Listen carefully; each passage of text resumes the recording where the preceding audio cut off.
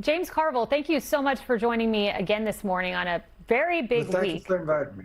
Yeah, it's great to have you. I want to start by asking you about Chevalier. She, of course, is the Democratic nominee in Congressional District 13. Politico says the Dems already had AOC. Now they have DAC. What are your thoughts on Chevalier being a leader of the party potentially?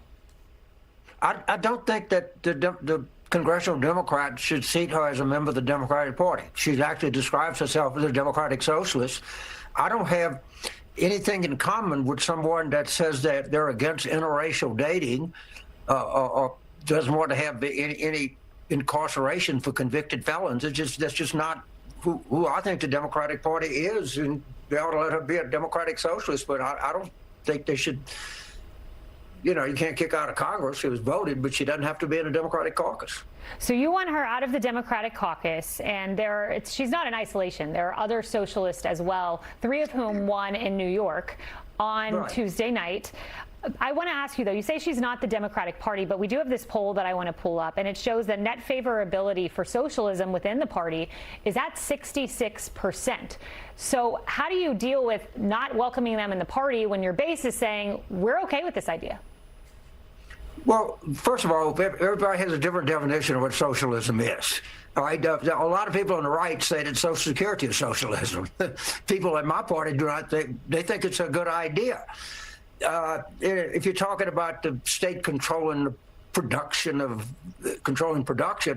no, under no circumstances. But socialism is a word that gets thrown around, and most people that use it are not acquainted with what it means. And you know, you go to places like Scandinavia, who tend to be much more socialist than we are, and they're, if anything, more democratic than we are. But I don't know how people describe themselves at all. That's one thing. How they vote is another. Jason Crow, we've recruited veterans all across the country, vote vets. We've been in a lot of seats like that. And these are the kind of Democrats that I want to help and be a part of the same party. I don't have anything in common with Ms. Chevalier, and I really don't want to be in the same party she's in. So, James, Alyssa Slotkin is someone who is widely hailed as a great candidate as a Democrat. She outperformed Kamala Harris by 1%. She won the state. Yes. She gave the State of the Union response. She came out this morning and said that she wants new leadership within the Democratic Party, both in the Senate and the House. What do you make of that? Well, first of all, I'm crazy about Senator Slotkin. That's her job. She's the United States Senate. She gets to vote on who the leadership is. My job is to help to try to get her as many votes as she can to affect how they vote that. But I'm just don't get into leadership struggles or leadership choices. That's up for people individually to make. So, I mean, but I'm crazy about it. And you're right. She won in a state while Trump was carrying Michigan. She won it. We should pay attention to her on a lot of different things. I'm a big fan of Senator Slotkin. Okay, fair that you don't want to get involved in the leadership within Congress because you are on the campaign side after all. I understand that. You did say that there needs to be definitive action by party elders. I heard you say that in another interview, and I'm wondering what you think that would look like and who that should be. I guess I'm getting to think of what I was talking about in the context of Congressperson, the Democratic. I was thinking specifically about the New York race and Chevalier.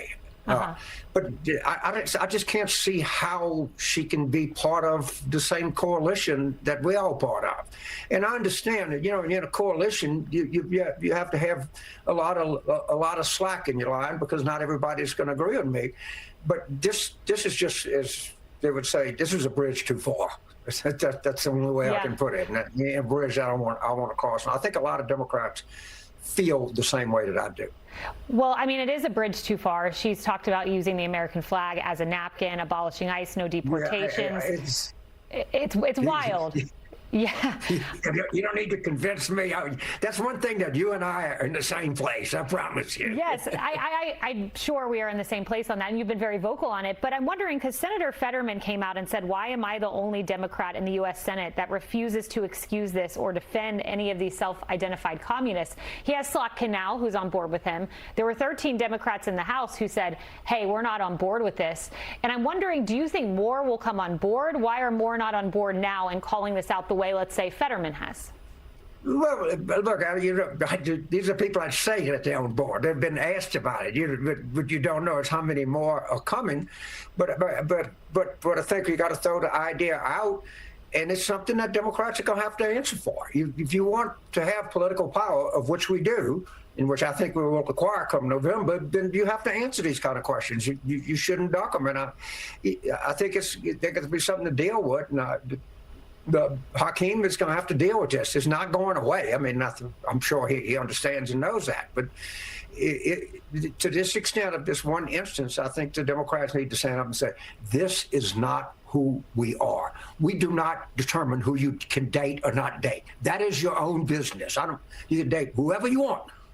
And when you start telling people they can't date somebody of a different race or a different gender, I don't know, whatever the hell it is, that's not my business. It's never been any of my business. It's certainly not now. And I just think that's not why most people are Democrats. We're Democrats because we don't hate anybody.